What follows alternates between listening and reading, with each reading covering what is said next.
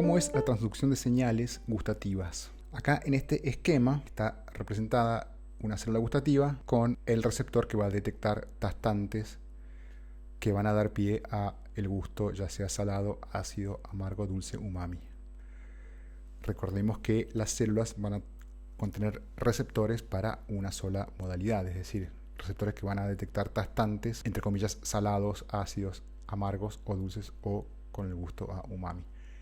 Solo para aclarar que en este esquema está un poco exagerado la parte apical, pues recordemos que el lugar donde están estos receptores son las microvellosidades que se encuentran acá en la zona apical de la célula gustatoria, y la parte de la célula que se va a comunicar con la fibra aferente está en la parte equibasal. Entonces parece un poco exagerada la microvellosidad. Entonces empecemos con un tastante que va a originar el gusto salado. Como decíamos, llamémosle tastante salado. Esta molécula va a activar un canal que va a dejar entrar sodio. Entonces, tastante salado activa este canal, se abre, entra sodio, la célula gustativa se depolariza y esta depolarización origina la apertura de canales de sodio y de calcio voltajes dependientes. El sodio va a contribuir aún más a la depolarización celular y el calcio hace que se liberen estas vesículas sinápticas que contienen serotonina. Entonces, el neurotransmisor de la célula gustativa que reconoce a los tastantes salados es serotonina. La serotonina va a activar a la fibra aferente. En el caso de los tastantes ácidos, estos van a ser reconocidos por un canal de protones. Entonces, las células gustativas que se activan o reconocen los tastantes ácidos contienen otopetrinas, que son estos canales para permitir el paso de protones. Entonces se activa el canal, se abre, entran protones, el protón, igual que vimos antes, va a depolarizar la célula y la depolarización de célula, una vez más, va a causar la activación de canales de sodio y calcio voltajes dependientes, y esto hace que se favorezca la liberación de serotonina que está contenida en estas vesículas sinápticas. Y la serotonina, una vez más, va a activar a la fibra aferente. Los tastantes, tanto amargos como dulces como los de umami, van a activar receptores que son dímeros. Estos receptores son proteínas transmembranas que se dimerizan y activan una cascada de proteína G. Esta cascada de proteína G va a activar una fosfolipasa C que va a producir inositol trifosfato. Entonces, este IP3, a partir de fatidilinositol bifosfato, este IP3 va a liberar calcio de almacenes internos de calcio que contiene la célula gustativa, y ese calcio liberado puede activar canales de sodio y también puede activar canales de ATP, o sea, canales que son permeables a ATP. Entonces el calcio activa los canales permeables a ATP, el ATP sale de la célula gustativa y activa a la fibra aferente. Entonces el neurotransmisor aquí es ATP, que como pueden ver no se encuentra en vesículas, a diferencia de la serotonina, que sí se encuentra en vesículas. Entonces tenemos un mecanismo diferente en estos casos, que está mediado por proteínas transmembranas que se dimerizan y forman receptores acoplados a proteína G. En este esquema podemos ver entonces a los receptores, tanto para umami como para tastantes dulces, como para tastantes amargos. Se puede ver claramente que son proteínas transmembranas que se dimerizan y estas van a estar acopladas a proteína G. Por otro lado, como vimos en la diapositiva anterior, los receptores para tastantes salados y para tastantes ácidos son canales. Aquí también están listadas las diferentes moléculas que van a activar a estos receptores. Entonces, en el caso del umami va a ser activado, por ejemplo, por glutamato y por aminoácidos. En el caso de los receptores que se activan con tastantes dulces, van a ser activados por azúcares, por endulzantes artificiales y también por algunos aminoácidos. En el caso de los receptores activados por tastantes que reconocemos como amargos, son activados por lo general por alcaloides. También por sustancias que no son alcaloides, como la aspirina, pero lo más común es que sean alcaloides.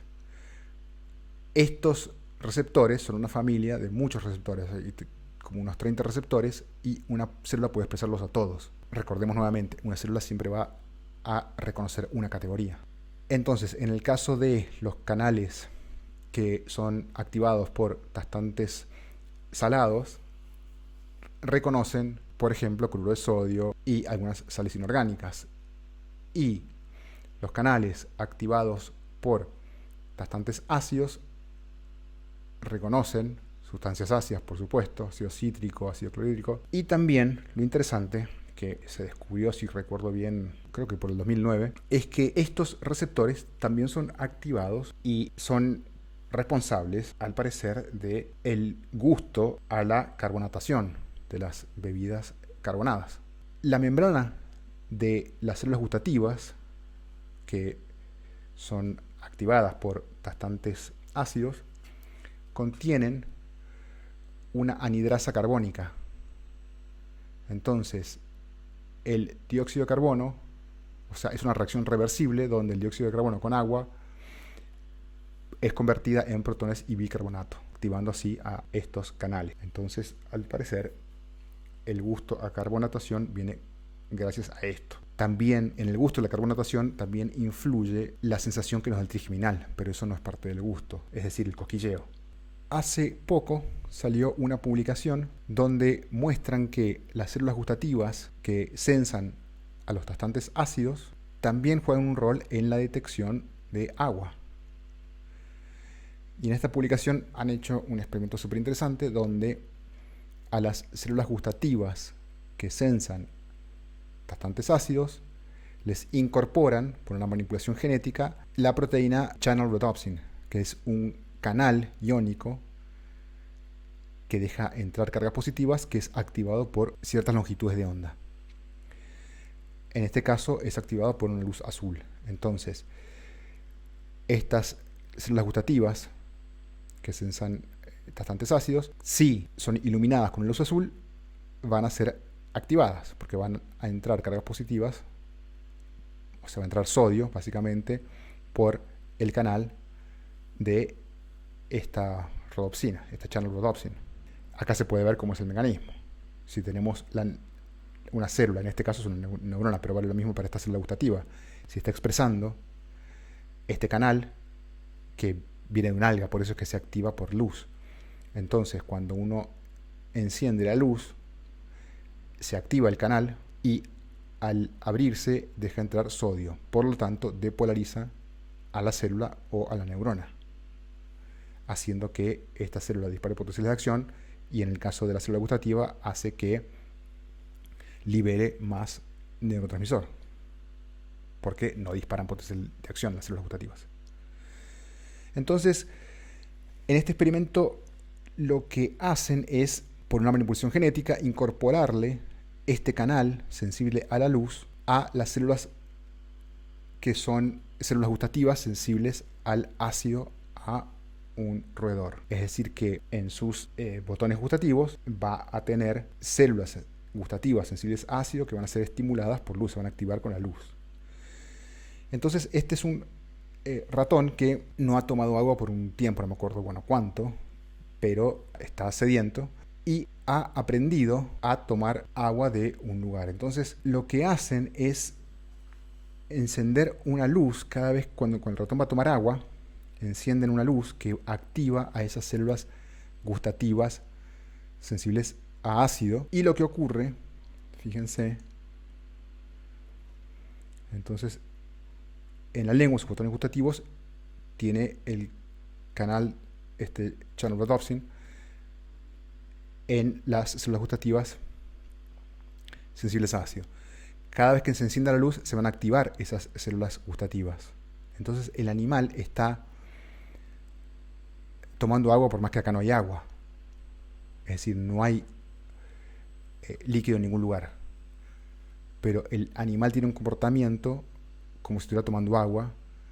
¿Por qué? Porque esas células gustativas, al ser activadas, están mandando información al sistema nervioso central diciendo aquí hay agua. Y por supuesto, lo que importa es lo que el cerebro crea, no lo que esté ocurriendo. Entonces el animal efectivamente cree estar tomando agua. Por más que, insisto, aquí no hay ningún líquido, solamente tenemos la luz activando a las células gustativas sensibles al ácido, que como por este experimento también son importantes en la detección de agua. Entonces básicamente le están haciendo creer al ratón que está tomando agua cuando acá no hay agua, solamente le están activando esas células.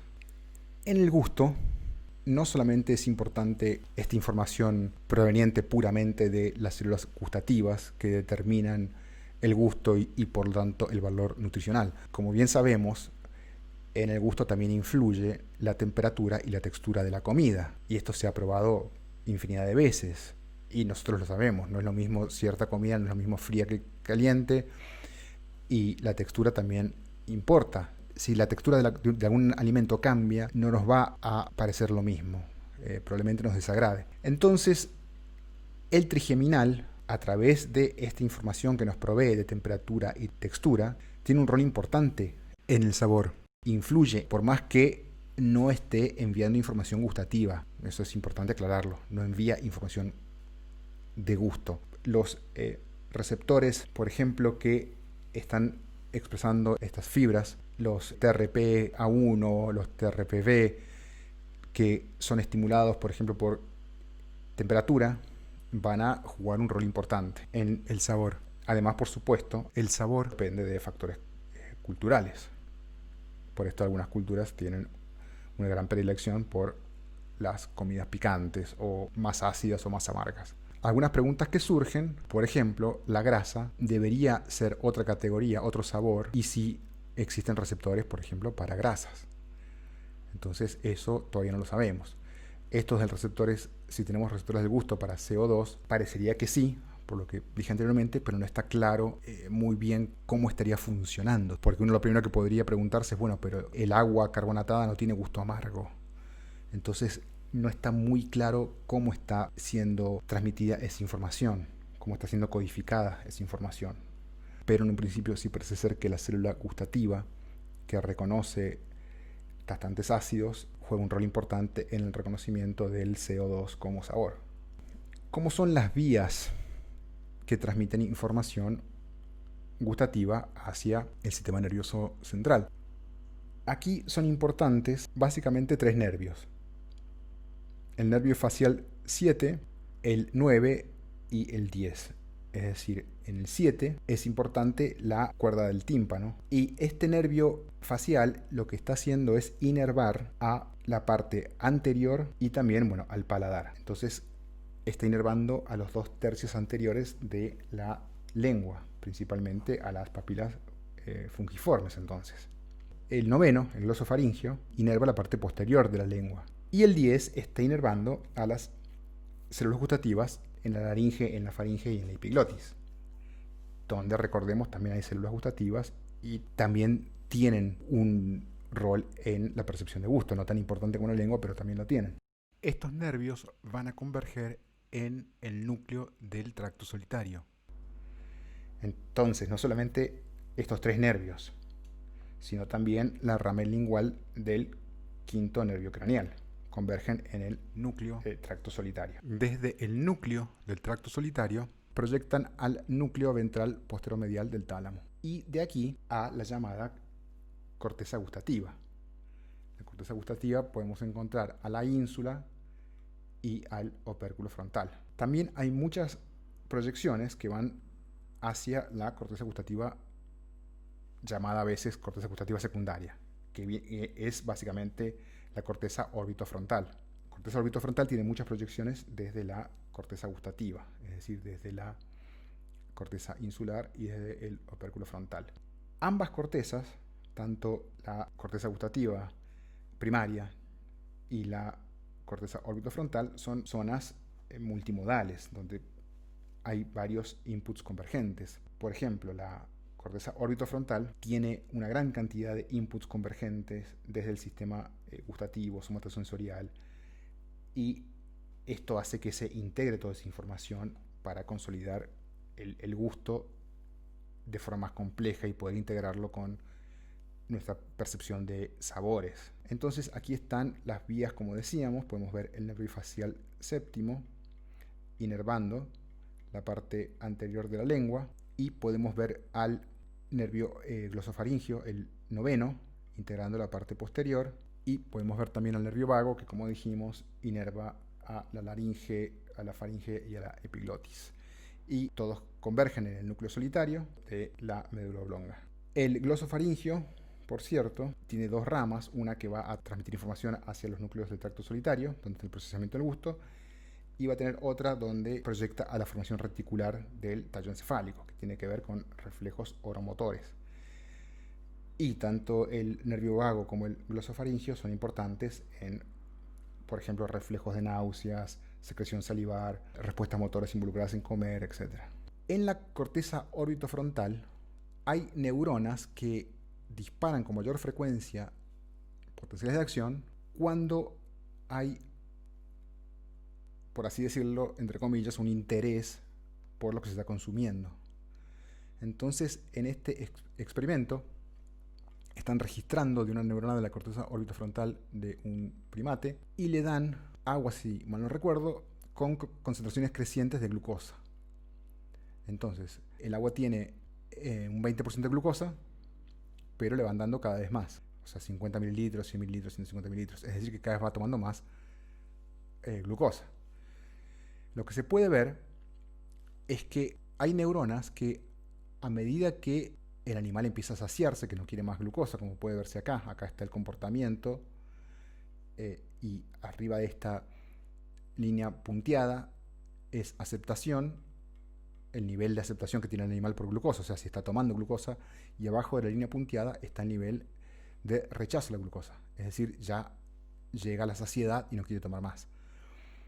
Lo que se puede ver es que hay neuronas en la corteza orbitofrontal que se condicen muy bien con el comportamiento, es decir, las neuronas están disparando potenciales de acción con una frecuencia, llamémosle alta, y esta frecuencia va bajando a medida que el animal se va saciando y no quiere consumir más glucosa. Pero si el animal toma otra cosa, como ser este jugo de blackcurrant, que es grosellas en castellano, las neuronas igual disparan, porque no muestran saciedad hacia este jugo, están mostrando saciedad hacia la glucosa. Por lo tanto, ante otro estímulo que no ha causado saciedad, disparan de todas maneras con alta frecuencia. Estas son las vías en un esquema más resumido, como podemos ver. Acá están los nervios craneales y qué zonas de la lengua están inervando, o la epiglotis en el caso del nervio craneal 10. Como dijimos, todos envían información hacia el bulbo raquídeo, es decir, a los núcleos solitarios de la médula oblonga. De aquí la información releva a el núcleo ventral posteromedial del tálamo, y de aquí dijimos que va, por ejemplo, a la corteza insular y a la orbitofrontal. En estas cortezas, donde hay convergencia de información de diferentes lugares, hay una percepción consciente del estímulo. Por otro lado, tanto desde los núcleos solitarios del bulbo raquídeo como desde las cortezas gustativas pueden haber proyecciones, por ejemplo, a la amígdala, y también del bulbo raquídeo al hipotálamo. Entonces, el hipotálamo y la amígdala van a procesar los aspectos afectivos que tienen que ver con la experiencia de haber consumido ese alimento. Por ejemplo, puede ser una experiencia aversiva, de rechazo, o de placer, o de comportamientos que tengan que ver con la búsqueda de ciertas comidas. Y en esta imagen se muestran algunas de las vías y cómo convergen, por ejemplo, en la corteza orbitofrontal, que como dijimos antes era una zona importante de convergencia de diferentes zonas. Entonces, en esta corteza orbitofrontal vamos a tener la convergencia de información desde la corteza piriforme, es decir, desde el olfato, desde la somatosensorial, desde la visual, cómo se ve la comida, y todo eso es integrado para determinar cómo estamos percibiendo ese alimento, porque el alimento es percibido a través de varios tipos de información. Van a influir en nuestra percepción de determinado gusto, o sea, nuestra percepción del sabor de un alimento. Y aquí está la amígdala, que como dijimos va a ser muy importante en sopesar el valor hedónico del alimento, por ejemplo, en esa respuesta afectiva, ¿no?